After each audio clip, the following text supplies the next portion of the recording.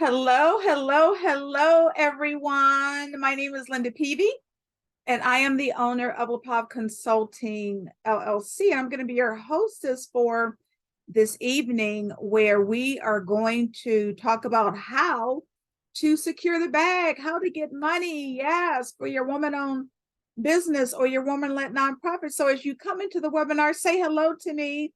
I'm in Ohio, in Northeast Ohio, where it is rainy, but I am not complaining because it's 72 degrees outside. And those of you who know anything about Northeast Ohio know that there could be a foot of snow on the ground. So I'm happy. So good evening. Why don't you give your city or your state a shout out and let me know where you're coming in from. And so when I sent out my email reminders to have you join me, I mentioned that I was going to be giving out a special prize, a special gift, and I am. And it is going to be my success kit, right? Which is worth $497.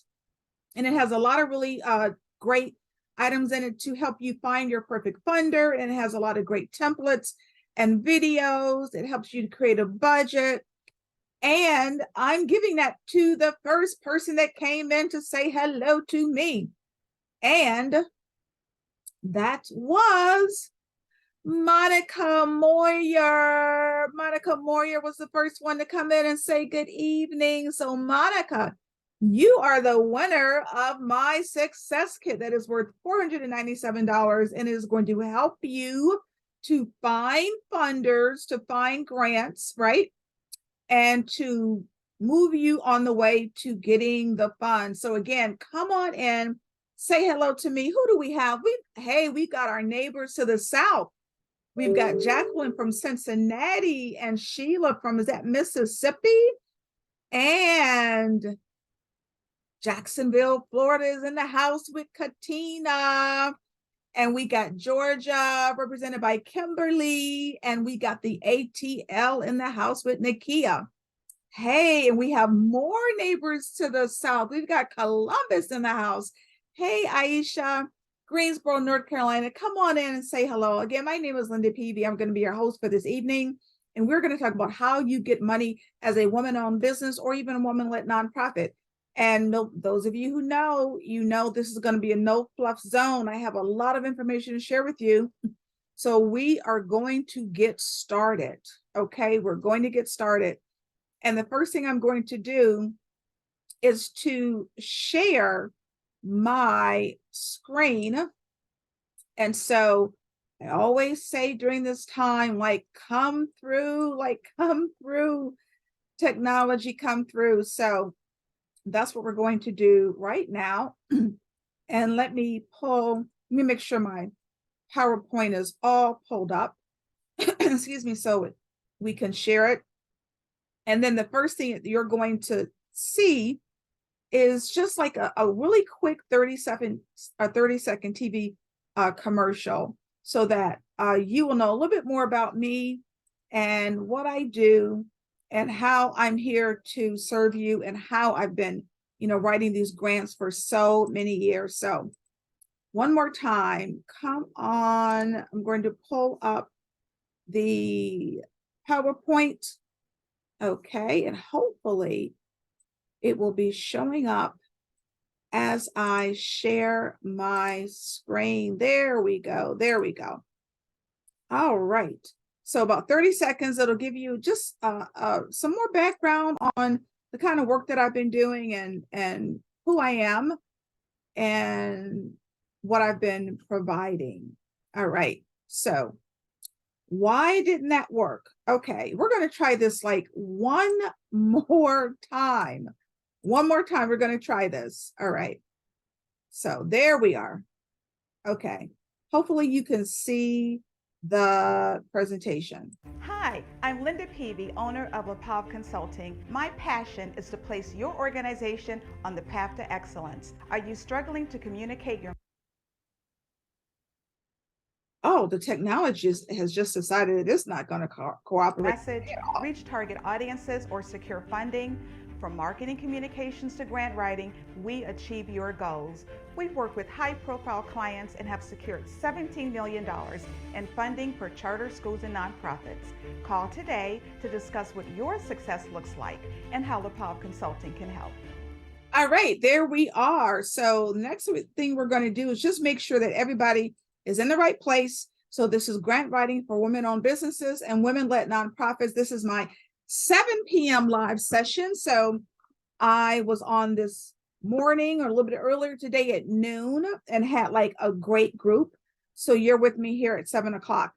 And a little bit more about me. Yes, they call me the grants queen. Why? Because I have secured over $17 million in funding for my clients. And you know, there's a difference right between securing the bag, right? And then just writing grant applications. So I've been really blessed to be able to secure that kind of money and funding for my clients. And this is the 15th year of me owning LaPav Consulting. So I've been writing grants for a very long time. Not only do I write grants, but I've been hired to write the grant applications that you complete, right? And the scoring templates. And I also help nonprofits and for-profits build partnerships. And I do provide grant writing workshops all over the country. And I was also a former executive director of a nonprofit, right? So I want to know who's here with me. Are you a for-profit? Are you a nonprofit? Or what I'm finding is that you have a lot of for-profits, right, that have started nonprofits. So maybe you're both, right? So put into the chat. Let me see who's with me. Are you a for-profit or okay, we got a for-profit. Are you a for-profit, nonprofit, or both? Okay, another for-profit. They got a lot of for-profits with me today. Well, that is good. So whether you're a for-profit or nonprofit or both, this information is going to help you. Okay, so a little bit more about my journey. I was the former executive director of a publishing house. I was the associate publisher. I was a publishing executive in Pennsylvania for over 10 years, and I got hurt. And I had to come back home. So Cleveland, Ohio is my home, and I had to come back home and recuperate. And I literally came back home in a wheelchair because I couldn't stand. I was so hurt. It took me 2 years to recuperate. And when I healed and was better, couldn't find a job, right? It didn't matter that I had like 20 years of experience. I could not find a job because if you really think about it, my experience was in publishing, and Cleveland, Ohio, while it is many things, it is not the publishing mecca of the United States. So I had to literally create a job for myself. And that's when I opened LaPav Consulting, and it's been 15 years. It's been 15 really, really wonderful years. But my first contract was with an arts organization, and they wanted me to be their contract executive director. And so I took the position, and literally, like within the first week of me starting, I get called into the board of directors office.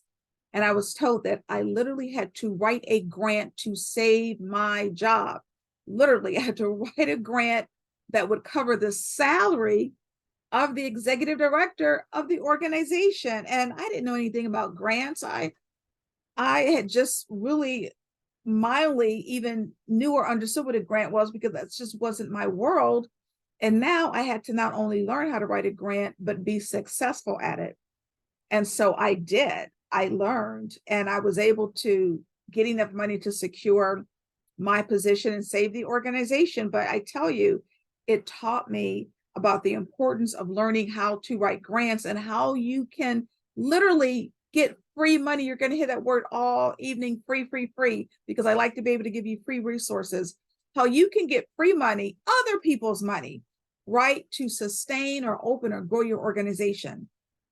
And so that stayed with me. And that is how I came to understand that there is this connection, right, between getting this free money and being able to literally sustain your business or your nonprofit.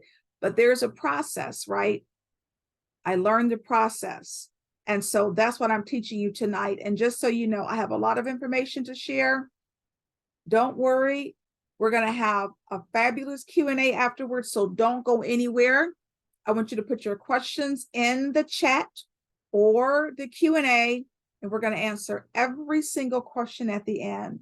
So don't be scared. Don't be shy. Ask those questions, okay? So this is what we're going to cover. Why is this class important? What are the 3 keys to funding? The philanthropic landscape, which is very different now than it was 5 years ago. What are some grant basics that you need to know? How do you really prepare to apply for grants? What do you write? How do you write? And how do you attract the right funder? Oh, is that important? And then how do you really get noticed in a sea, right, of applications? And then I'm going to show you how you find your funders. How do you find the grants? And then I'm going to give you a list of available funding right now that you can apply for. So no, don't go anywhere. So this class is important because look, as women entrepreneurs and even leaders of nonprofits, look, we need help with funding, and it doesn't always have to be loans, right? We are always getting information about borrowing, but you know what? We want free money. And so I'm here to show you how to get free money. But grant writing is a skill, right? And it can be costly. Like I'm a professional grant writer, and I know people at my particular level, we charge anywhere between $100 to $200 an hour to write grants. But guess what? You can do this, right? You can literally learn a skill that will place your organization in the best position to get money, because at the end of the day, nobody can tell your story better than you. And this is what I need for you to know. I don't want you to be scared about this idea of writing grants.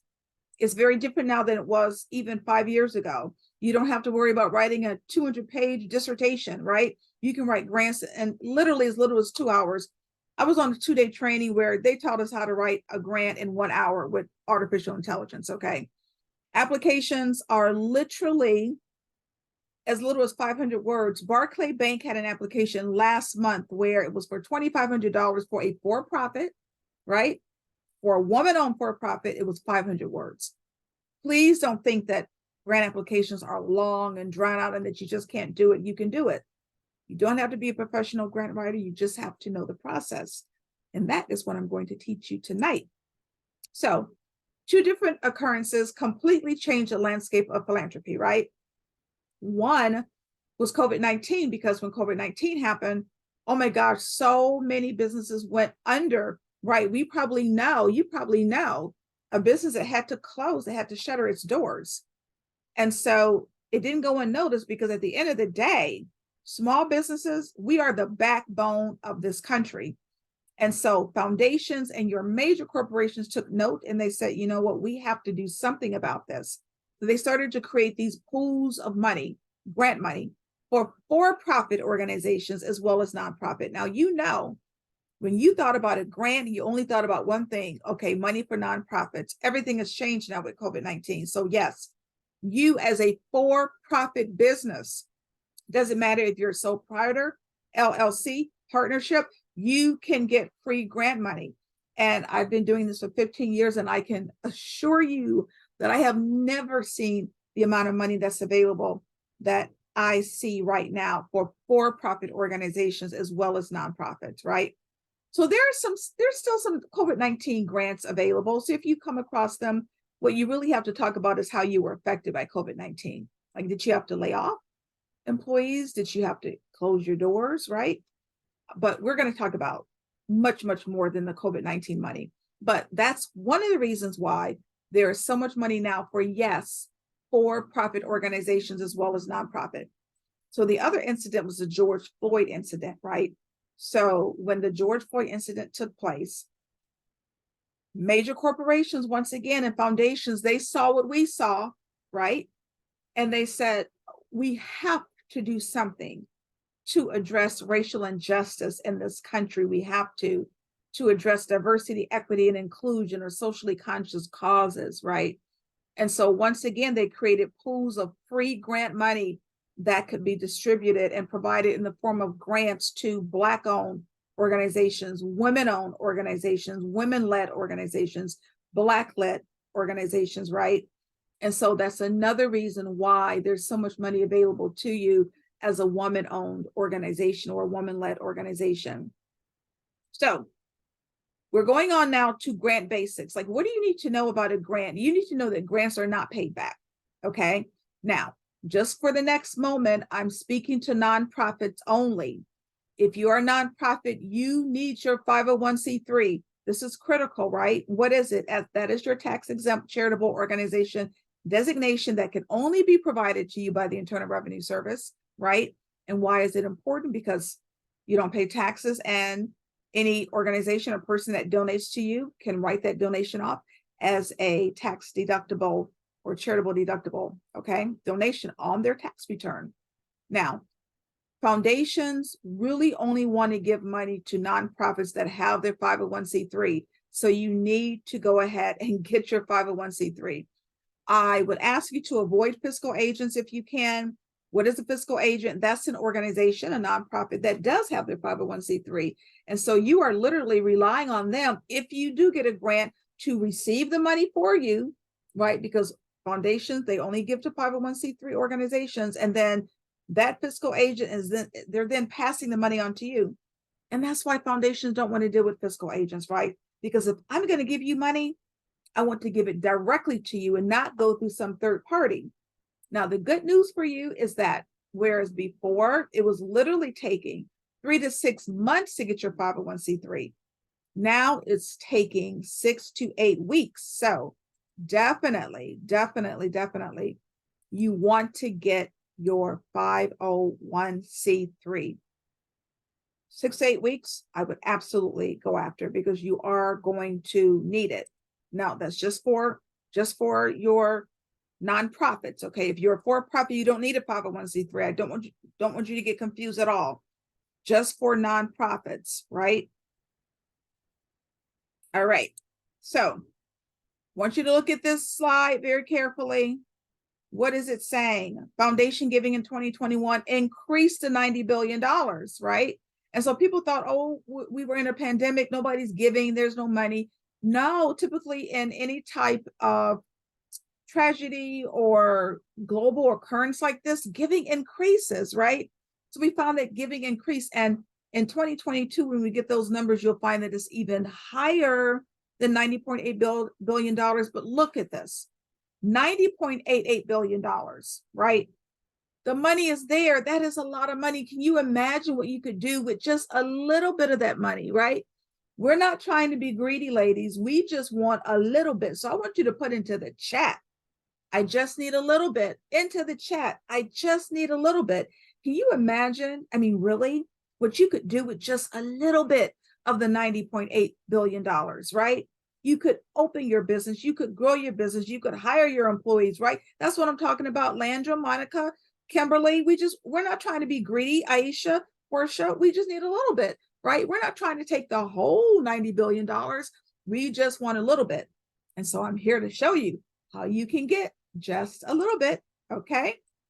All right, so what you have to do is prepare to write grants, okay? I always ask everybody to just hone up on your writing skills just a bit, right? Because I don't want you to provide applications with grammatical errors, right? So we know there's 5 basic writing skills. I'm just going to talk about number 5, editing and rewriting.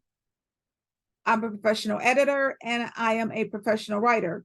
And I still use Grammarly because it is fantastic. And it now has even more AI than before.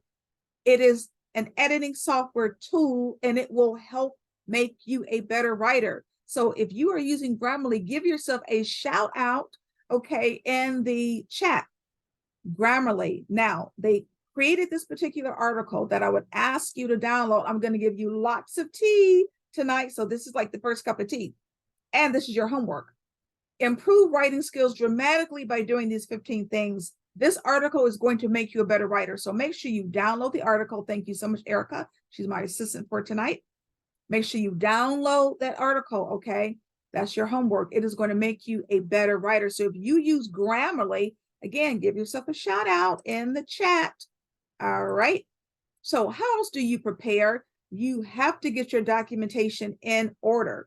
Okay. What does that mean? You need your employer identification number. If you are a nonprofit, you need your 501c3. Now, if you are for-profit, this is very important. You need, in certain states, your business license. So for example, in the state of Ohio, where I live, I have to have a business license in order to legally conduct business in the state of Ohio, right? So if you are even seeking grant funding as a for-profit, you need to have your business license, maybe, right? What you need to do is go to your Secretary of State's website when we're done and find out whether or not you as a for-profit need a business license, because it differs by state. And I was on my webinar last year and a young lady came on and she said, Linda, you're absolutely right. I was applying for a grant. I was a for-profit. The competition was so stiff. She said I was the only one that got the money because I had my business license. I had my state certification to say that I was legally able to do business in the state. So more homework for you. Go to your Secretary of State's website. It's different, of course, for every state, and find out the requirements, whether or not you need that business license. What else do you need? You need your list of board members. You need your staff. Letters of support are important, right? You need to start gathering those before you start applying for grants. Who are they coming from? It could be your pastor, the church, community leaders, right? Your vendors, right? Other major organizations that know of your work, right? Maybe in the community, and you want to give them time to write that letter. Now, an audited financial statement is required. Sometimes it's based on the application. If so, your CPA, right, will need to complete that. The current operating budget is important for you startups. You may be thinking, okay, I haven't even started yet. Why am I creating a budget? You have to create a budget. Why? Because you must know how much this is going to cost you, right? Whether you're opening up a nonprofit or whether you're opening up a business, you must know how much this is going to take, right? To even open, right? And to operate. And when you create that operating budget, let's say you're moving into a storefront, you may have the money for the lease, right? You may be able to pay the utilities, you may be able to pay the staff, but when you create that budget, you might see, oh my gosh, I didn't think about marketing dollars. I need to write a grant for marketing dollars. So when you create that budget, it will allow you to see where there are funding gaps, and it will guide you into where, right, you're going to be asking for grant funding. So even if you're a startup, you need that operating budget. Now, you also need to list up any other funding sources that you have, because foundations don't like to be the only organization to fund you. Why? Because grants are not guaranteed in year 2. You may get the grant in year 1, but if that funder knows that they may not be able to provide a grant for you in year 2, they don't want the responsibility of you shutting down if they don't give you money in year 2. That's why if you have any other funding sources, put them in the grant application. It could be sponsorships, right? It could be other grants, and it can be in-kind donations. So be sure you list any other funding sources, right, in that application. Now we're going to talk about what do you see in a typical grant application. We're going to go through the components and then we're going to talk about them individually. So this is typically what you see. Summary, mission, history, leadership, describing your organization, right? Your statement of need, describing the program project, your community partnerships. These are your results, your outputs, your outcomes, and your impact. Those are just results. Your staff, your board, your budget, and then we're going to talk about sustainability, which is always fun, right? I'm going to get to the questions at the end, but make sure you put them in there. So that's good, Aisha. I have an answer for you. So summary.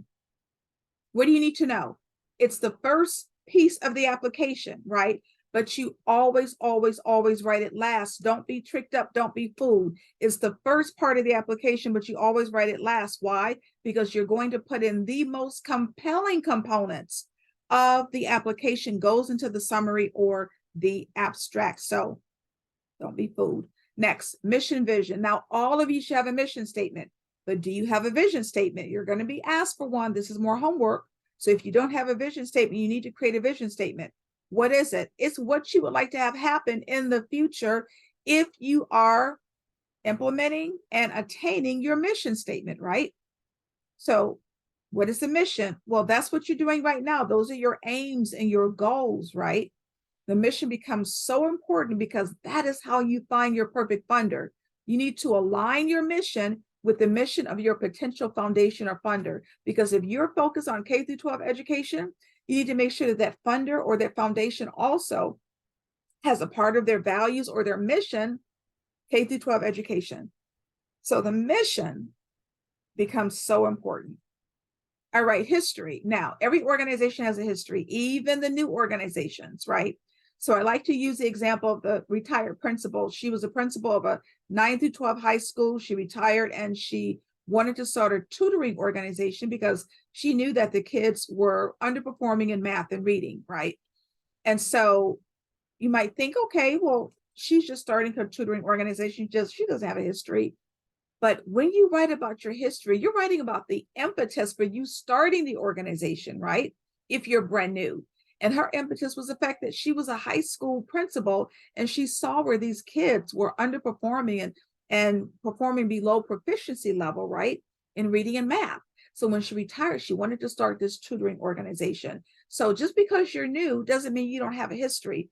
Talk about the impetus for you starting your organization, right? Next, leadership. Now that's just like your CEO, your COO, and your board. Next, you're describing your organization, but you're really looking at those numbers and the impact, your track record, right? Who have you helped? How have you helped them? How many people have you helped, right? What has been your success rate, your success factors, your overall impact with working with whatever your target population is? We're going to talk a little bit about target populations in a moment, but really look at those numbers if you have the numbers to talk about how successful you've been and how many people you've served, right? And how many people have been impacted, right, by your service or your program. Next is the statement of need. Now, what you need to know, and this is very important, you always have to state your service or your project or your program as to how you are solving a problem, always. How are you addressing an issue with whatever it is, right, that you are bringing forth? So you might think, okay, let's look at restaurants. I like to use the example of the bakery. The bakery wants to locate in a downtown location, right? And you might be thinking, well, it's a bakery, or it's cupcakes, it's cookies. Like, what problem is she solving? Well, maybe her bakery is for vegans, and she's solving the problem, the fact that there aren't a lot of really great bakeries that are for vegans, right? Or maybe when she locates in that downtown location, she is literally contributing to the economic development of that community by her presence there. Or maybe she wants to serve local businesses that don't have a great upscale bakery to even help impress their clients, right? So it doesn't matter what you're doing. It doesn't matter the service or the product. Always frame what you're doing as addressing an issue or solving some problem, right?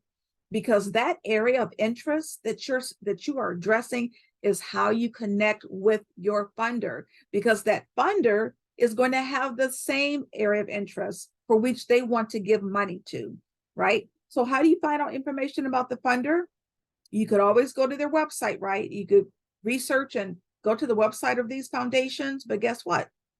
90% of foundations don't have a website.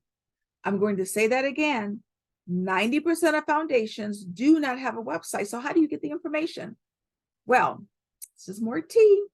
You look at the 990 form. So the 990 form of any foundation, that's their tax form, right? And on the tax form, you're going to get information about their leadership, their board, right? But if you scroll down to the end of that 990, there is a list of where they have donated to. And you're going to look for similar organizations as yours. So if you are an equestrian program where you utilize horses to help heal veterans, you're going to look to see if there are similar organizations that have utilized animals to help heal, right?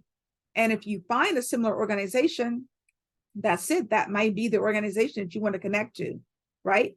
So how do you get the 990? Well, you could very well pay a lot of these organizations that will give you access to 990s, right? They will list 990s, or free. There's that word again, free. You can go to this website free of cost, projects.propublica.org/nonprofits. It will give you the 990 of any organization that has filed a 990 form for what? For free. Okay. So if you have information, about a potential funder, look at that 990, and now you have a completely free resource where you can really research that organization, right? And thanks so much, Erica, for dropping that into the chat. Now, you have to talk about your target population, and this is important because who are you helping? You cannot say everybody. You cannot help everybody, right? No, you have to think about who is best served by your product or your service or your program. Best served, right? It can't be everybody. So when you narrow it down to who is best served, that will also help connect you to what? Your perfect funder, because they're also going to have an interest in serving that same population. So maybe it's gender-based. Maybe your program is for women, right? Or maybe it's based on ethnicity. Maybe it's for African Americans, right? Maybe it's income-based. Maybe you're helping people that live below the federal poverty line. Or maybe you have a daycare center, right? And you are focused on kids that are below the age of 5. When you look for demographic information, let's take that daycare center. Let's say you want to know how many kids live in a particular zip code or community that are under the age of 5. No better source than the Census Fast Facts. And once again, free, free, free. Don't sleep on the census. It is a free resource for you. All right. So make sure when you need those demographics, you're going to the census.gov/quick facts. It is an incredible resource. Okay. At the end of the day, we are telling a story. You are telling a story on that grant application. You are literally selling your organization to that foundation or that funder. Now, what you have to keep in mind is you never make yourself the hero of that grant application. Never. You want to put the person that you are serving or the population that you are serving at the center of the story. They're the hero of the story. Why? Because that's where the transformation takes place, right? So take a look at the kids, right, that are in grades 9 through 12 that are getting the tutoring that they need. So once they get the tutoring and they can raise their proficiency levels in math and reading, maybe they'll be able to graduate from high school and go to college or take a trade or go to the armed services, right? They're on their way, right? If you are helping a homeless person to get shelter, once they get shelter, they can maybe get a job or go back to school. The transformation takes place in whom you are helping. So you always keep whom you're helping at the center of your grant application. That is what funders want to see. All right. So how are you telling that story, right? How are you talking about how you've changed lives or outcomes, right? The best way to do it is using real examples, testimonials, case studies, right? And there's no better way to do that than video. I love video. It is so simple, right? You literally can have your customer or somebody for whom you've served I always say take their cell phone. I'm an Android person, but I say if you have that little iPhone, they can put that phone in front of their face and talk about how they've just tasted like the best cupcake they've ever had in their life, or talk about how your service was able to change their lives. This is not hard. This can be easy and simple. Literally, that's a 30-second video. And whether you do separate videos or create like a more professional video of testimonials of your organization, they need to be on the home page of your website, the home page of your website. And let me say a thing about websites. You need a website, right? I've met with too many foundation leaders. I know that one of the first places that these foundations are going to go to is your website. So don't think, right, that your Facebook page is enough. You need a website, okay? And it doesn't have to be expensive. I hear horror stories about what some people are charging for websites. This does not have to be pricey, okay? I happen to be blessed with a phenomenal website. She's a designer and a developer. Those are two different things. Website designer and website developer. She happens to be both. She's been doing it for 25 years. If you need a website, I would be happy to refer you to her. She's very economical. And I also have another referral as well, where you can get a website done that's reasonable, because if you're going to be applying for grants, you really need a website, and it does not have to be complicated, okay? But you need it. That Facebook page is just not going to be enough. So if you're interested in those recommendations and those referrals, drop your email into the chat. You need to have a video. on the home page of your website. All right. So you have a decision to make. Are you going to be asking for like operating dollars or program project service dollars, right? So if you apply for operating dollars, you decide where you put the money. Maybe it's towards rent, maybe it's towards employees, right? You decide where the fund goes. If you're getting operating grant dollars, now if you're getting a program project fund or grant, it has to be for that specific program. So let's take a look at that restaurant. Maybe she wants to have a delivery service. So that would be her special program. And she would be asking for money for her delivery service, right?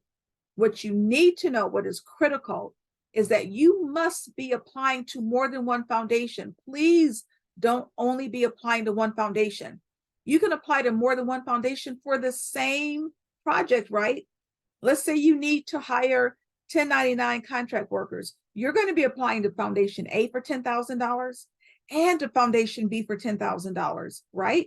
Because no grant is guaranteed and you have to apply for multiple monies from multiple foundations. Now, let's say you get the $20,000, right? You're lucky, you're blessed, you're able to get money from both foundations, right? And you may think, okay, I only asked for $10,000. I have $20,000. What do I do? Well, what you're not going to do is give the money back. We don't give grant money back. Okay. But what you can do is, for example, in the application, if you said that you were going to hire the person for 10 hours a week, now you can hire the person for 20 hours a week. Okay. Or maybe you can hire two people because now you have double the money, right? But what you need to really take away from this is that you should be applying to multiple foundations, even for the same project, right? What you can't do is apply for program money and operating money from the same foundation, right? You have to decide, but you should always be applying to multiple foundations. And when you decide like where you're going to put the money, just consider what your greatest needs are in your organization, right? So next, you're going to just describe whatever the project or service is, how or why has it been successful. Use your data, use your stats. This becomes important. How many people have you impacted? Or if it's something new that you're using, why do you think it will be successful? But at the end of the day, how are you solving an issue or a problem with whatever it is that you are presenting to that funder as a part of your service, right? Next, community partnerships. These are so important. I can't overstate their importance. And I don't want you to think that because you may be a for-profit or a nonprofit that you somehow have to exchange money, right, with someone else in order to have them as a community partner. You don't necessarily have to. So these partnerships don't have to center around an exchange of money, right? You don't have to think that you're giving up some part of your organization because you have a community partnership, right? It could be your third-party vendor. You could list that person as a community partner, right? This is really great, especially if you're new and you can partner with a very well-known and respected organization. I was writing a grant a couple of years ago for a third grade class in an urban school. And they wanted to teach those kids the violin, right? They wanted to teach third graders the violin. Well, we were partnering with the Cleveland Orchestra, like clearly one of the greatest orchestras in the world. And they were to come after school and teach these third grade students the violin. So if you can imagine what that looks like on a grant application, is you're literally partnering with this unbelievable, phenomenal organization. So think about ways in which you can collaborate and connect with others in the community to help you be successful in your business, right? It could be universities, other maybe women's business organizations. It could be Greek organizations. It could be other organizations like the Y. Talk about well-respected, right? The YMCA, the YWCA, right? Think about that bakery. They're going to partner with an event planning service, right? And so they're going to be referring the event planner to their customers, and the event planner, right, she's going to be utilizing the bakery, right, for her customers, but also referring her customers to that bakery. So there's many ways that you can have these partnerships to really help generate revenue for you without there being an exchange of money. So you need to talk about these partnerships in the grant application. Next, we're talking about your results. forecasting. And I don't want you to get scared at the word forecasting, because all we're doing is talking about your future results, like what you think your future results will be if you get grant money. So some applications will only ask for one of these. Some will ask for all three. So we're going to talk about all three outputs. Those are your immediate results. I need a grant for $20,000. If you give me the grant and you're writing this in the grant application, right? You're going to say, if you give me the $20,000, this is what is going to happen immediately, right? Now, in 6 months from now, because outcomes are a result of the outputs, right? So typically 6 months to a year down the road, you have your outcomes, right? And you can talk about, okay, as a result of my outputs, this is what I expect to happen in 6 months to a year. Now, the impact is a little further along. That's sometimes 1 to 2 years down the road. And that is a result of the outcomes, right? Which are a result of the outputs. I'll give you an example so it's not confusing. A daycare center wanted $20,000, and they're writing this in the application. They're saying, if you give us $20,000, we're going to open.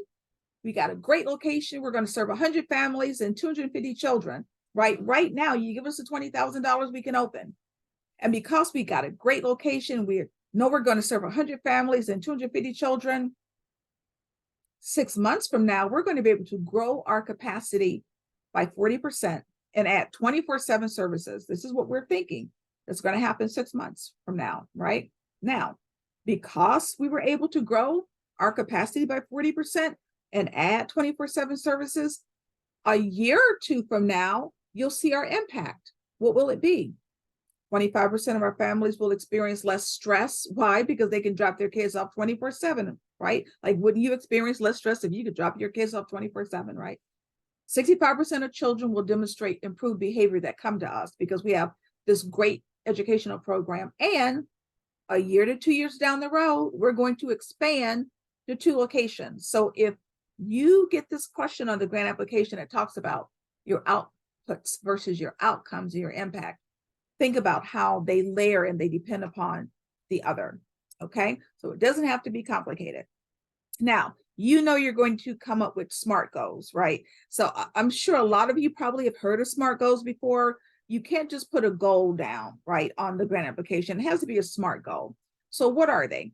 They're specific, measurable, attainable, relevant, and timely, right? So I want you to see how I'm changing a regular goal into a SMART goal. So one goal could be like, I want to reduce the poverty rate in Cleveland. I have this great program. That's what I want to do. Well, that's too broad. That's too big, right? Of a goal. How do you change it to a SMART goal? This is what I did. I want to reduce the poverty rate by 5% in Cleveland for Hispanic children under the age of 5 within a 5-year time frame. So what did I do there? I put in data and statistics, right? So that's how you change from a goal to a SMART goal. You put in measurable data and stats. Also, you need to talk about what assessment tools are you using? Like, I love surveys. So maybe the restaurant is using a survey to know whether or not her customers are liking that delivery service. The principal, right, the retired principal with the tutoring organization, she can use the before and after math and reading results, right? Before and after they took the tutoring to find out whether or not they were increased and whether or not there was any difference. So you have to be able to talk about, okay, what type of assessment information am I providing so that I can show that, yes, my project or my service is working. All right. Next, you're going to simply put in information about who's leading your projects. And it could be you, right, as the owner. I know if you're a for-profit, it's probably been a long time since you updated that bio or that resume. This is more homework. Update your bio and update your resume because you're going to need them both when you are applying for grants. Now, even if you have someone else that you're putting in charge of the organization, you're going to need their bio and resumes too, because that foundation wants to know who's in charge, right? And are they qualified? At the end of the day, this is really about accountability. Okay. Now we come to the budget, right? What do you need to know about the budget?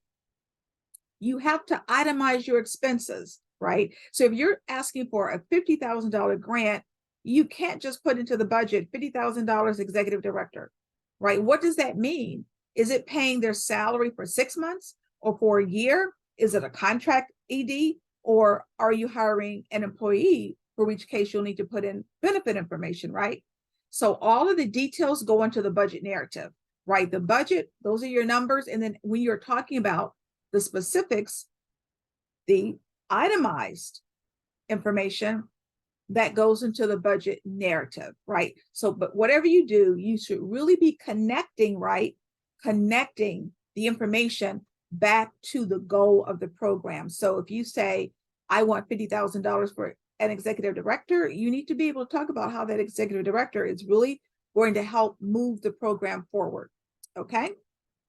Now, sustainability. I love sustainability because you're going to get this question, right? You know that grants are not guaranteed. So if you get a grant in year one, you may not get that grant in year two.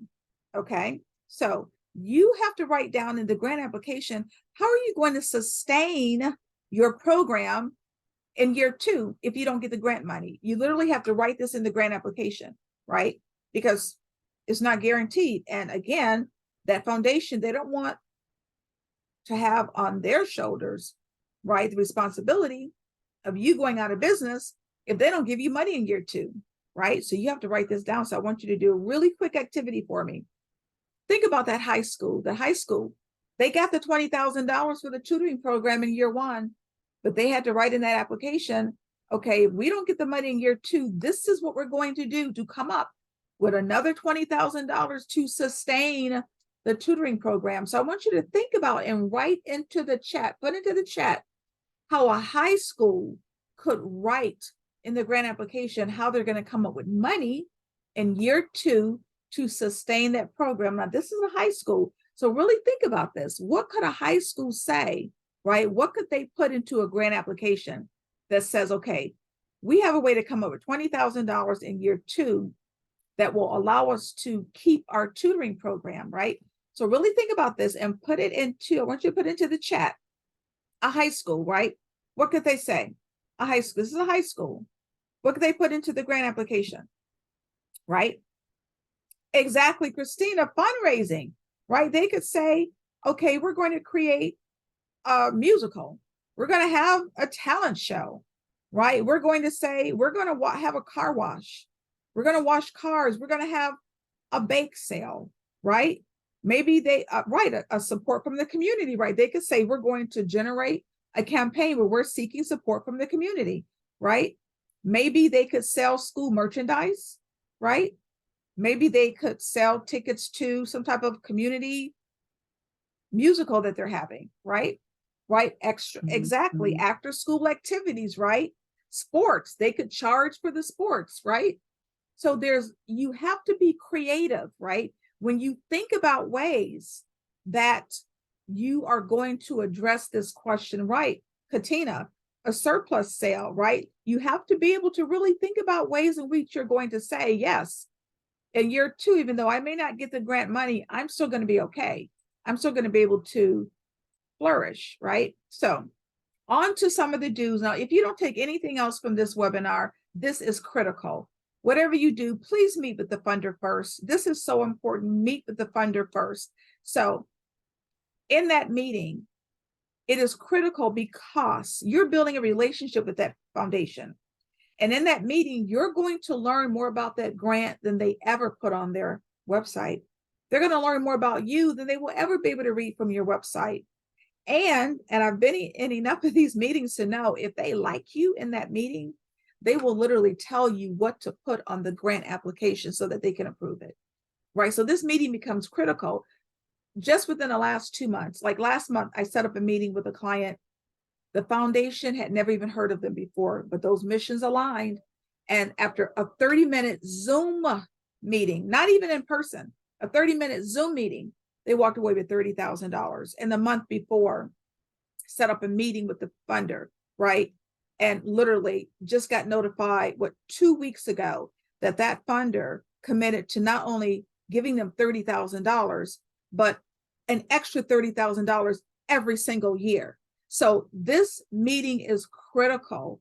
Okay, now I've been in also foundation meetings where I've heard the foundation leader literally say, look, if that person hasn't called me, hasn't emailed me, hasn't written me, that application may go into the garbage. No, not all foundations do that, but do your due diligence. Some foundations don't want to meet with you. They will tell you, look, pull that application down off of the website and complete it and send it in.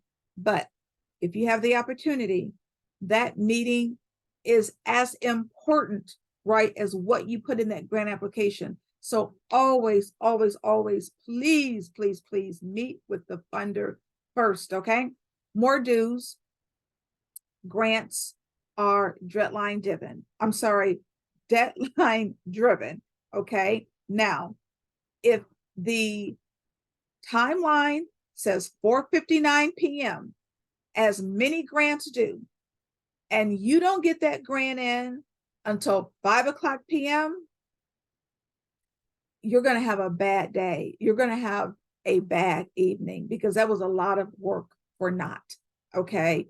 Please adhere to the timeline, especially these online portals, because 4:59, it's shut down. Okay. Now also address every question. So please don't leave questions blank, because if you're using an online application and you leave a question blank, they may reject it and say the application is incomplete. So if there's a question that doesn't pertain to you, put NA, all right, instead of just leaving it blank.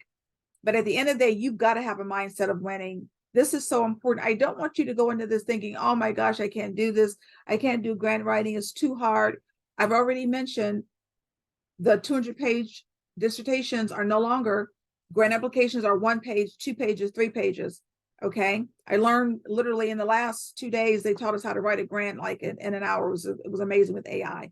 You can do this, right? But you have to go into this with a mindset of winning, because guess what? Women that look just like you and me are getting grant money every single day. So why not you? For profit every single day. Women-owned businesses are getting free money.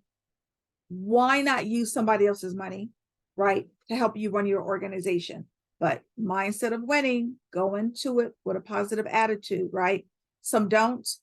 I love a good template, but you don't want to use these cookie cutter answers and think it's going to be germane to every application you apply for, because every application is a little different, right? So I love a good template, but there are some things that you can cut and paste, but you have to be really careful about doing that. Now, don't ask for too much money when you are approaching a funder for the first time. No. Now, a lot of grants will tell you how much the grant is for, and that's perfectly okay. But especially foundations, they don't always tell you how much money the grant is for. They expect you to tell them what you need. And when you go in for the first time, please make sure you don't ask for too much money. Okay. I always recommend between $5,000 and $25,000 when you're applying like the first time. Okay. And then whatever you do, don't forget to edit. Grammarly is your friend. Now, remember I told you how important it is to meet with the funder. This is how you meet with the funder. You create a letter of introduction. And in the letter, you're going to talk about your organization, your statement of need.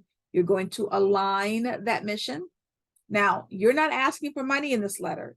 You're asking for a meeting, right? No money yet. You're asking for a meeting.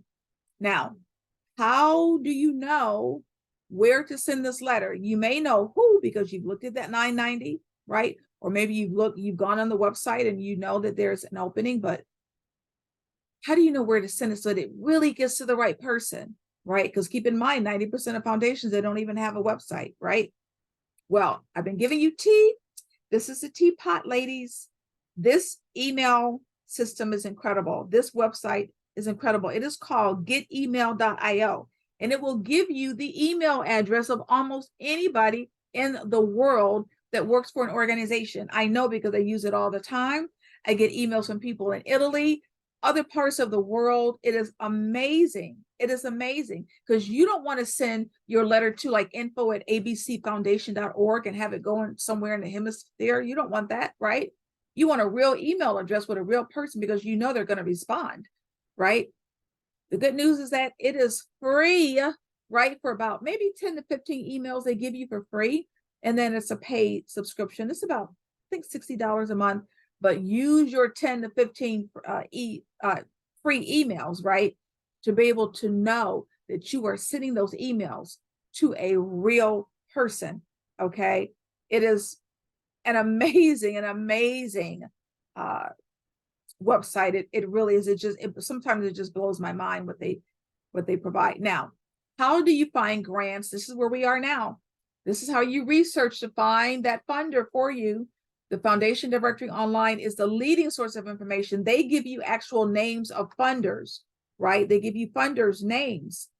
Now, they're about $50 a month, but if you go to your library, they typically have this directory for you free. Okay, so you can work at the library for free, or you can pay the $50 a month. Instrumental.com, they're more expensive. They're about $200 a month. They give you the $9.90, they give you the grant application, and they give you the funder. Grants.gov, we know that's the source for federal grants. Lilly Foundation, for you churches and faith-based organizations, yes, there's money for you. Yes, there's free grant money for you as a church. The Lilly Foundation is the largest funder of religious organizations.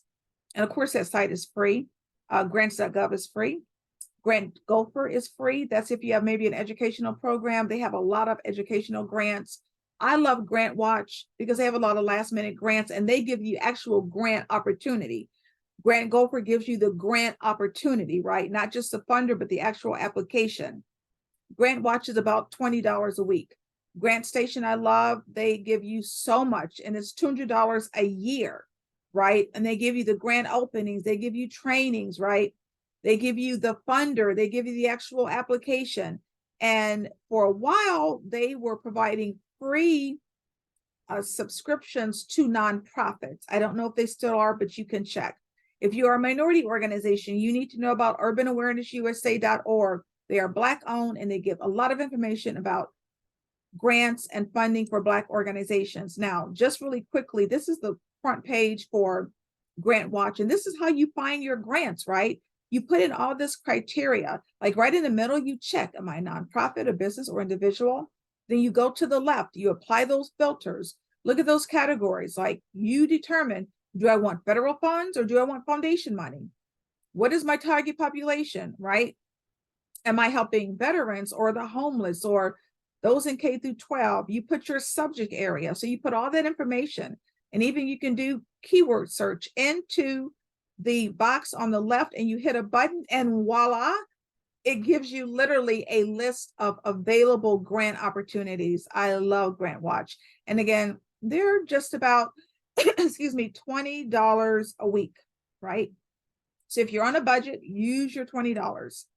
Now, this is a list of real grant opportunities for you as women-owned businesses and women-led nonprofits. So if you are for-profit, you have to know about helloalice.com. I want you to subscribe because that is the largest portal that provides funding information for women-owned small businesses, right? Facebook has a grant, Amber Grants for Women. They give away $10,000 every month. The National Association for the Self-Employed, they have growth grants. And the next two, I call these the credit card grants. Now, MasterCard has a grant, and I know that particular grant just opened April 1st, so it's available for women of color business owners. And then Visa has an award program. FedEx has business grants. If you have like a sports organization or maybe health and wellness, Women's Sports Foundation has a grant. Grants for Women has a list of so many grants for you. Now, maybe you don't want a grant, maybe you want an investor. So 37angels.com, all they do is give money to women-owned small businesses up to $150,000. Also, I want you to go to the 37angels.com website because they have a list of funding for female founders, okay? iFund has a grant, Cartier has a grant. For those of you who are startups thinking, is there money for me? Yes, there's money for you. There are certain organizations that only give money to startups, right? InSile is one of them. So don't think because you're a startup, you don't have money. There's no money for you. There's money for startups, okay? Now, also, I just want you to be able to network and be a part of some of these other women's business organizations or nonprofit organizations. Grants for Women, again, that's going to give you a list of really helpful resources. And if anybody on here is with Women Helping Women Entrepreneurs, please give yourself a shout out. That is a Facebook group of over 660,000 women entrepreneurs. Okay, it is a fabulous group. You need to join it if you are a woman-owned business, right? I belong to the Cleveland chapter of the National Association of Women Business Owners. so many of these other organizations. Check them out. Ladies Who Launch, I think they're giving grant money right now. Female Entrepreneur Association. Hey, Katina, I'll be joining them tonight. Yes, I think you're talking about maybe the Women Helping Women Entrepreneurs.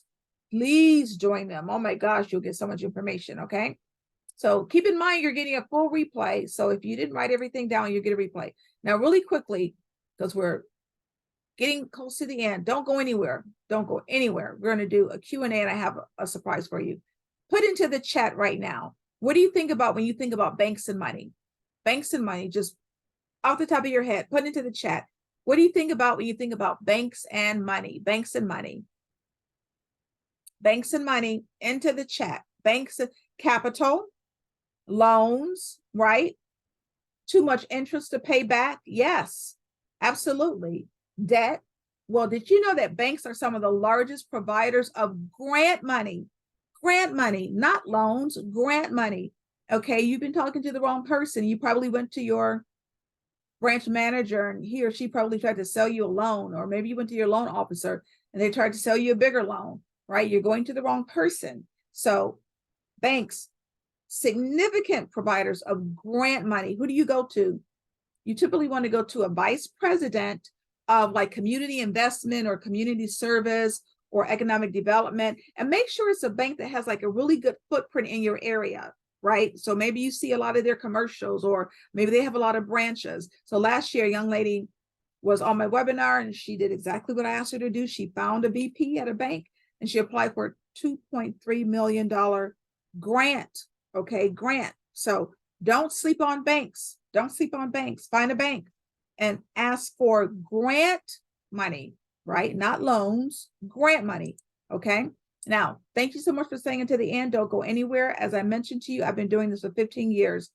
I saw how much money was available, right? I can only help so many people if I write one grant at a time. So what did I do? I took all of my 15 years of experience raising over $17 million, and I wrote an easy to follow grant writing course for you so that we can make this simple, right? And so that you can submit winning applications, right? Because I wanted to give you proven step-by-step path to funding, right? I want you to be impactful and really to fulfill your mission statement. Because think about it, what can you do with like an extra $20,000 or $30,000 or $50,000, right? To maybe finally start your nonprofit or your company, or how about growing it, or how about not bootstrapping anymore, right? Asking family and friends for money. The grant money is available. We saw that over $90 billion. And what I want you to be able to do is save time and energy, right? I don't want you spending months and months and months writing grants, right? You can do this, and this can be an easier process for you if you do it in a community, right? With support.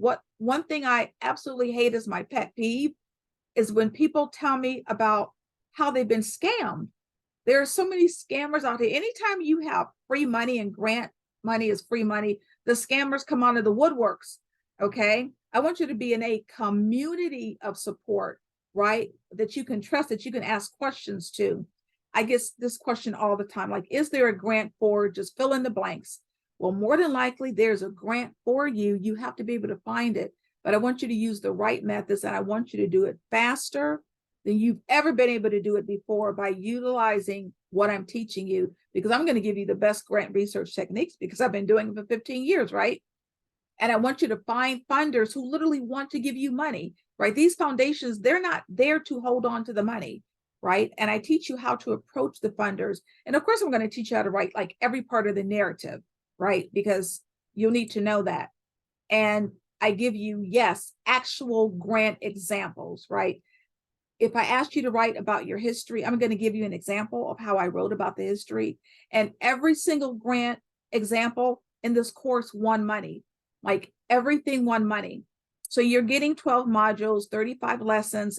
Look, I know people learn differently, right? So I start every lesson off with a video introduction, right? And then I go into the lesson, and it's fun because you're talking about something that you're passionate about, right? So your task is about writing down your history, writing down your target population.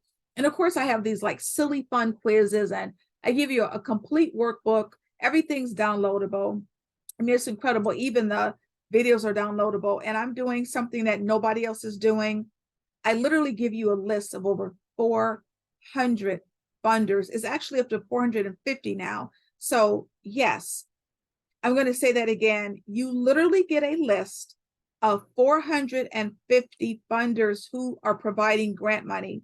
And unlike some other founders of these courses that you buy the course and you never see them again, no, I don't believe in that. I have a private Facebook group. I'm in it all the time. And if you are on that Facebook group, please give yourself a shout out, because let me tell you, it is incredible. I had a young lady this morning asking me, well, is it active? Oh my goodness. I'm always posting in it. I'm always putting new grants in it. But the students are incredible. Let me tell you what they did last week. They literally started a subgroup that was a working group, because these people, like, I think you're serious. You came here because you need grant money, and these students are serious, right? And I want you to be serious. The private Facebook group, you have access to it, is free. And on top of that, I give you an hour of group coaching every single month. So we do a deep dive in your organization. So I serve as your coach. I don't have anybody substituting or coming in. I serve as the coach, right? And so I'm getting you ready to get this grant money, right? So how much is everything? I've had the course audited 3 times now, and the modules are worth $3,549. Just the videos are worth $599. The list of funders are worth $500. It's even higher now. And then the workbooks and the planners and the grant trackers, they're worth $350. But no, I'm not asking you to pay the value, which is $5,000. The regular price is $997. It's reduced to $497. This happens to be my birthday month, so it's reduced to $497, but you're not even going to pay that because you decided to come on this webinar and join me, because I know you need help. One payment, that's it.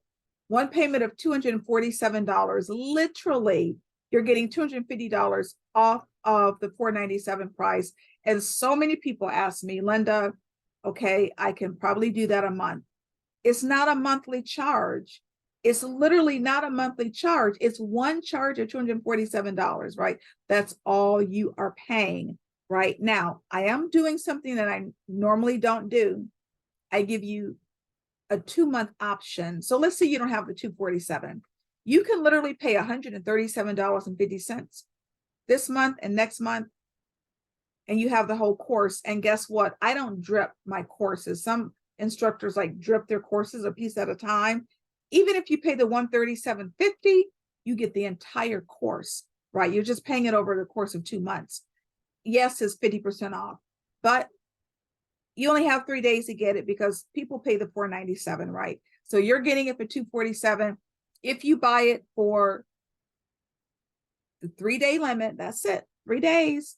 And something else you need to know, look, I'm an entrepreneur. I get it. I understand. The course never expires. Look, you may buy something and say, I'm going to get to that next week. Next week comes, the week after that comes, a month after that.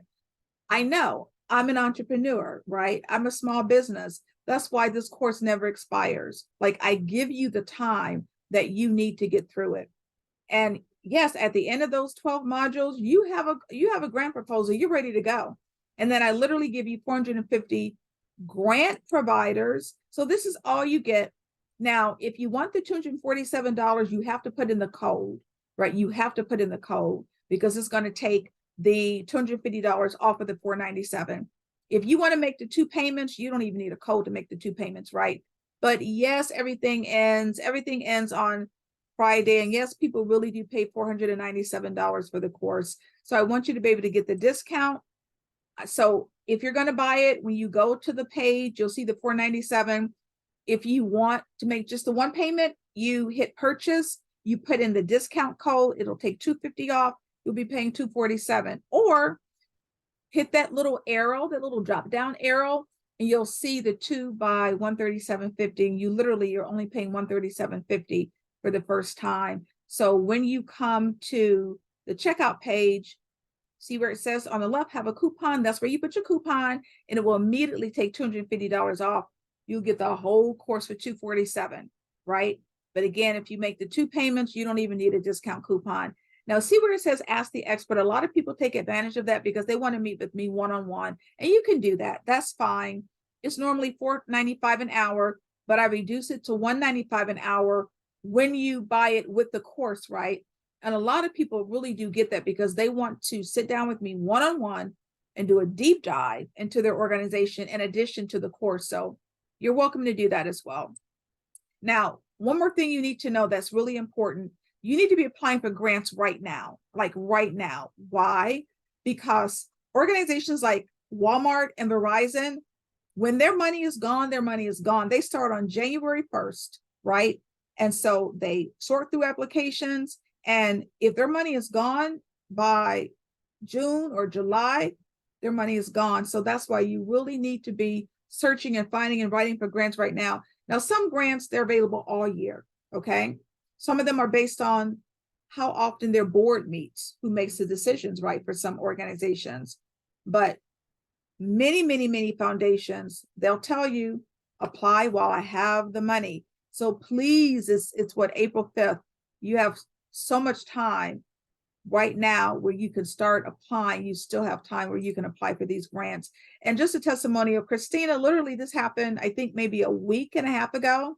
She took the course and she said, may I share that I'm so grateful for Linda. I have not had the confidence to follow through on applying for grants. Is that you? Like, is that you? She didn't have the confidence. Why? Because she thought she was going to get a rejection, right?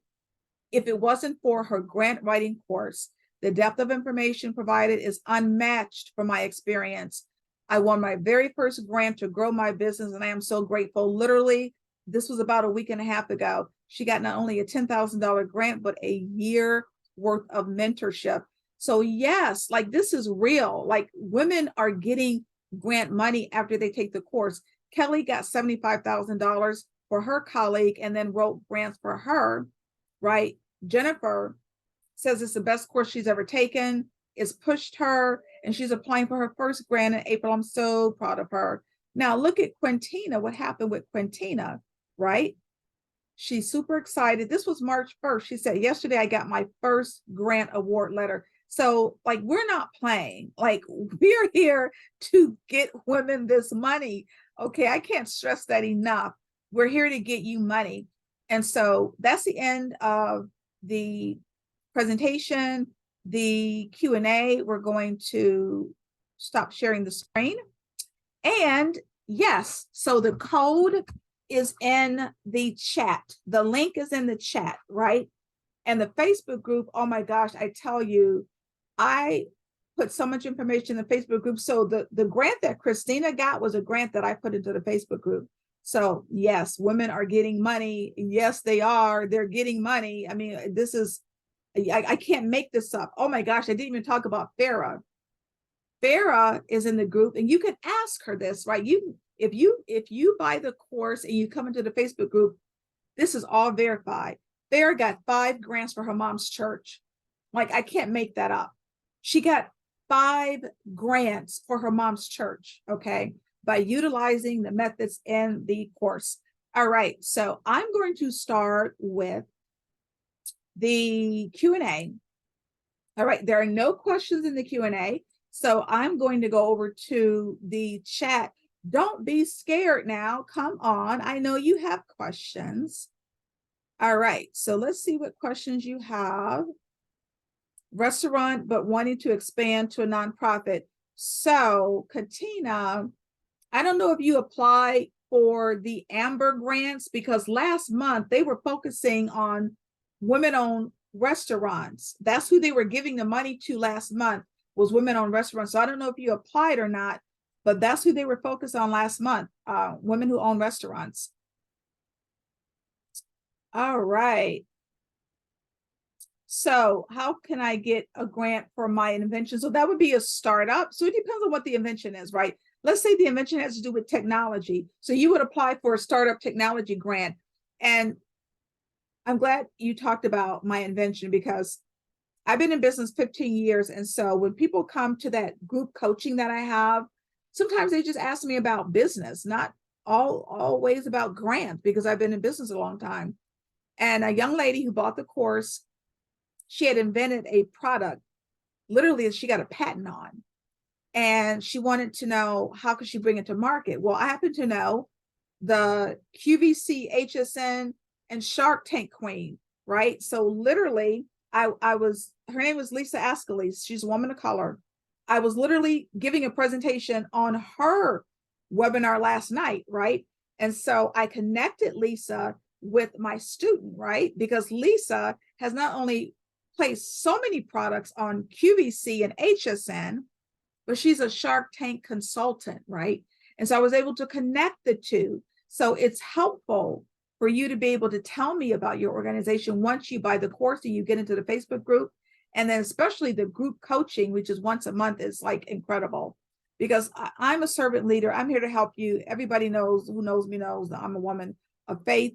And I want to help you, right? And so for all of you who are left, and sometimes you have to really speak this into the universe, I want you to put into the chat right now, into the chat, I'm ready to get grant money. I am ready to get grant money into the chat right now. I am ready to get grant money. We know the money is out there, right? We know it's out there. So Aisha, does Ohio need a business license? Yes, it does. I'm in Ohio. Yes, it does. You need a business license. So go to the Secretary of State's website and apply. And I think it's maybe about $150 maybe. And I think it's good for like 5 years. So yes, yes, yes, yes, yes, yes. All right. So let's see who needs grant money. Relaunch with a food truck until I can get a brick and mortar. Excellent, excellent, excellent. Food trucks. Great. So you could have applied for that restaurant grant. So you would be surprised. There are a lot of grants available for especially women-owned restaurants because typically that is a male-oriented field for restaurant owners. So yes, yes, yes, you need to be applying for grants. Absolutely. No, the course never expires. It never expires, never expires. Never heard of them. Who have you never heard of? Do you help write business plans with data and stats? So I rarely write grants anymore. We take grant writing customers on a case-by-case basis. It is fairly expensive. You might want to just buy the course and get some free help from me because I'm going to give you free help in the Facebook group and I'm going to give you free help in the group coaching session. We rarely take on grant writing clients. And when we do, it typically starts at about $6,000 a month. So there's, yes, this is what I'm talking about. Aisha is ready to get grant money. Kimberly, Becky, T, Katina, is that Reagan? I can only see the first 4 letters. I think that's Ursula. MM is ready to get grant money. Sheila, Jacqueline, Portia. Yes, yes, yes, yes, yes. You're ready to get grant money. That's what I'm talking about, right? So yes, the Amber Fund, yes, the Amber Fund. You need to be applying to the Amber Fund, Katina, for real, okay? Yes, Christina's ready to get grant money, right? So when you buy the course, so let me tell you, when you buy the course, you're going to get 3 emails. Please look into your spam folder. 1 email will give you the opportunity to sign up using your username and your password, right? The second email is a welcome email. The third email will have a link to the Facebook group. Click the link and it sends us an invite to the Facebook group. You will be admitted, okay? And you will just start seeing like that Facebook group, I'm telling you, is on fire because people are getting grants just from the information that I put in there, right? And so what I want everybody to do right now is to put these 2 email addresses in your safe senders list, because I don't want you to miss getting the replay, right? You're going to get the replay, and I don't want you to miss getting the replay. So it's 2 email addresses. It's going to come from one of these 2 emails, right? So put these into your safe senders list so that you get your replay. So it's lpv@lapov.com and then it's hello@grantwritingfornonwriters.com. And so please, I just put those into the chat. Please, please, please put those into your safe senders list. And I think I have some more questions in the Q&A. I'm going to run back up through the chat to see if there are any questions. Okay. Yes. So it's one. So if you pay the 137.50 this month, you pay 137.50 next month, but you get the course immediately. Like I don't drip my course. Even if you pay the 137.50, you will get full access to the course. So don't worry about that. Yes, yes, yes, yes, yes, yes, yes. Banks provide grants. A few years ago, I was able to secure grant money for a client. She was a for-profit and had a cosmetology school. All right, so I think I'm going to go over quickly. The 497 will be available, yes. So if you can't pay now, the 497, which is actually 50% off of the 997 price, yes, the 497 will still be up. So if you can't pay this week, you can pay the 497. People pay the 497, absolutely, because again, as I mentioned, the course has been audited and it is literally worth $5,000. So even at 497, you're getting like a tremendous deal. Katina, I'm trying to reopen my restaurant in my hometown after losing everything in Los Angeles. I've been scammed twice since moving back to Florida. What do you mean you've been scammed twice? Like what happened? You have to be so careful. I said this before. Anytime you're dealing with free money, everybody hear me, please. Grants are free money. Anytime you're dealing with the opportunity to get free money, people come out of the woodwork to scam you, right? I've been doing this for 15 years. I implore you, check me out, Better Business Bureau, please. Go to the Better Business Bureau. I have an A+ rating, right? Please, please, please research people for whom you are going to be working with, for whom you're going to be doing business with. I'm also an alumni of the Goldman Sachs 10,000 Small Businesses program, right? As I said before, I am a servant leader. I'm here to serve. I know that is my calling. And so that's why I give my course at a ridiculous rate, because my coaches tell me it's crazy. There's no way I should be giving this course away when it's worth $5,000. So please take it. Please take advantage of this. Like, please, please take advantage of this. But be careful, right? Be careful. There's a way in which you work with a professional grant writer. If you buy the course, ask, come to the Facebook group and ask, how do you work with a professional grant writer so that you are not taken? There are ways. We abide by ethical codes, right? I'm a member of the Grants Professional Association.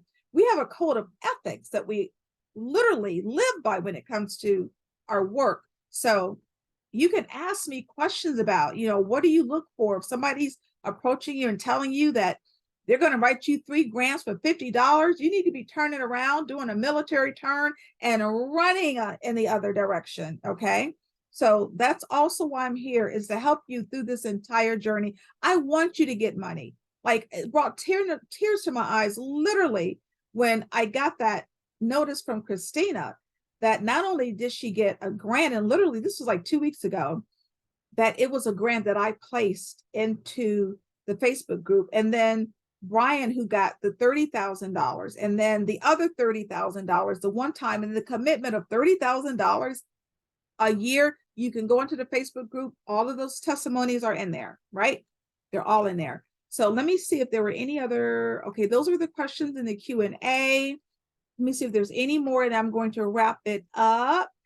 Thank you. I think that's Monica. Again, it only gives me the first 4 letters. So I think that's Monica. Thank you so much. I'm glad you thought the information was amazing. I hope it was. I hope it was helpful to you. What I ask everybody who's still with me, whatever you do, whether you buy this course or not, be in a safe community, right? If you're going to write grants and get grant money, be in a community where you feel safe, where you can ask questions and get your questions answered, right? Just be careful, right? Because I tell you, I hear these stories every day, right? So just be careful. But whatever you do, please don't be in the same position a month from now. Move yourself forward. Please just invest in yourself, right? Because in a month from now, I don't want you to be saying, how did she get a grant? How did that organization get a grant? How is it that these people are getting grants. I've heard about all this grant money. Why am I not getting any grant money, right? You will have everything you need right within the course and utilizing me as your coach. And I've been doing this for a long time. So I'm pretty sure I know what I'm talking about. Okay. So just don't be stagnant, move forward somehow so that you can move towards getting grant money, right? There's too much money available for you not to be getting any of it. All right. Okay, so that is it. All right, so I've answered all of the questions in the Q&A and in the chat. Oh, let me just see if somebody asked one more. Oh, okay, okay. So everybody listen to this, okay? They took payments. This is how this person was scammed. They took payments. They never delivered anything. Someone even took my business plan and tried to use it as their own, but some people had already knew about me. So there are ways in which you can protect yourself from ever having this happen again. First, you always have a contract, right? You always have a contract. Okay. That's one, right? You research the person, even if the person is a referral to you, right? You still research the person, right? To make sure that they're legitimate. Okay. Who have they worked with before? Have they gotten grant money from somebody before? Right. And I know how it feels to be desperate and need money, right? But you have to protect yourself. So there are precautions that you can take, right? And I'm more than happy to talk to anybody about those precautions so that you don't experience this. This is what I hate to hear because I'm hearing this all the time. There are precautions that you can take. So please protect yourself. All right. So I think that's it for the Q&A. I want to thank everybody because I know you could have been somewhere else tonight. Thank you so much. I truly appreciate it. I hope to see you in the Facebook group. Like I hope to see you on my next group coaching call, which I'll send out information about that because I want you to move forward. Keep in mind, it's as little as paying $137.50 and I help you through everything, right? I serve as your coach in the Facebook group and in the group coaching. And of course, you can always utilize my services privately, one-on-one, if you would like to. So I thank you so much. I know you could have been elsewhere. Again, I'm Linda Peavy. I'm the owner of LaPop Consulting LLC, and I'm the founder of the course, Grant Writing for Non-Writers, Keys to Winning Grant Proposals. And I want to thank everybody for coming on today. This has been great. I hope it's been helpful to you. And hopefully I will see you soon in the Facebook group or the group course. So thank you so much, everybody. I gave you my email addresses if you have any questions, okay? So hopefully I'll see you soon. And you have a blessed evening. You have a blessed holiday Easter season, okay? We're in the season of Easter. Thank you so much. Bye-bye.